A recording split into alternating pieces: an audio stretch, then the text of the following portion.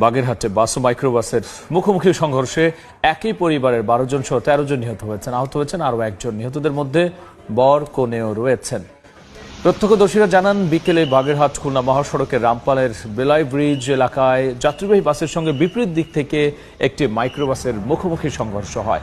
এতে ঘটনাস্থলেই 2 শিশু সহ 4 জন নিহত হন।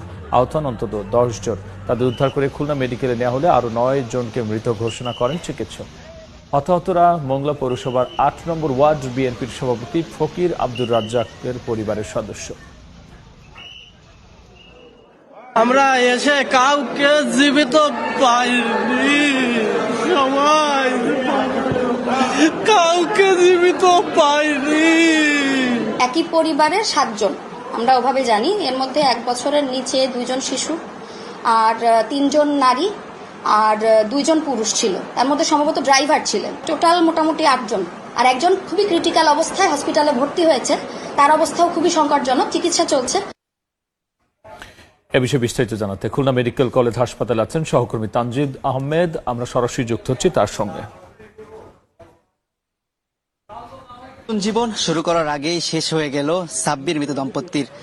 আজকে খুলনা বাগেরহাটের মোংলা উপজেলা থেকে সাব্বির নামে এক যুবক খুলনার কয়রায় মিতু নামে এক নারীর সাথে বিবাহ বন্ধনে আবদ্ধ হয় এবং এই বিবাহ শেষ হওয়ার পরে তারা 2 পরিবারেরই সদস্যরা 13 জন মাইক্রোবাসে করে ফিরছিলেন বাগেরহাটের মোংলার উদ্দেশ্যে। পথে রামপালের বেলাই ব্রিজ নামক স্থানে আসলে নৌবাহিনীর একটি স্টাফ বাসের সাথে মুখোমুখি সংঘর্ষ ঘটে তাদের বহনকারী মাইক্রোবাসটির। এতে এখন পর্যন্ত আমরা 13 জন মৃত্যুর খবর জানতে পেরেছি, অর্থাৎ 2 পরিবারের 12 জন এবং মাইক্রোবাস যিনি চালাচ্ছিলেন যে চালকও মৃত্যুবরণ করেছেন। এই মুহূর্তে খুলনা মেডিকেল কলেজ হাসপাতালের মর্গের সামনে আমরা রয়েছি। এখানে 9টি মরদেহ রাখা রয়েছে, বাকি 4টি মরদেহ বাগেরহাটের রামপাল উপজেলা স্বাস্থ্য কমপ্লেক্সে রাখা হয়েছে বলে আমরা জানতে পেরেছি। কিছুক্ষণ আগে আসলে আমরা মর্গের ভিতরে ঢুকেছিলাম। সেখানে একটি শোকবিহ্বল পরিবেশ বলতে হবে, অর্থাৎ স্বজনদের কান্নায় সঙ্গত কারণেই ভারী হয়ে উঠেছে পরিবেশ। এবং ভিতরে যে নবদম্পতি রয়েছে এবং যে নববধূ, তার নতুন বিয়ের যে সাজ সেটি এখনো তার পরনে রয়েছে, অর্থাৎ নিথর দেহে এখনো সেই লাল শাড়ি, চুড়ি কিছুক্ষণ আগে খুলে রাখা হয়েছে।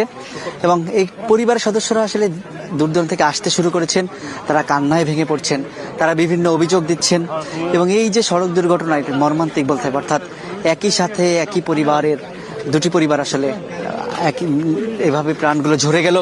এবং একসাথে এই যে নিহত খুলনা মেডিকেলে যে 9 জনের মরদেহ রাখা রয়েছে, এর মধ্যে 3 জন শিশু রয়েছে যাদের 2 জনের বয়স 1 বছরের নিচে। এবং যে নববধূর পরিবারে 4 জন ছিল সে সহ, এবং বাকি 8 জন হচ্ছে ছেলে পরিবারের। তো খুলনার মেডিকেল কলেজ হাসপাতালের মর্গের সামনে থেকে বাগেরহাটে সড়ক দুর্ঘটনায় 13 জন নিহতের যে খবর আমার কাছেই ছিল সর্বশেষ।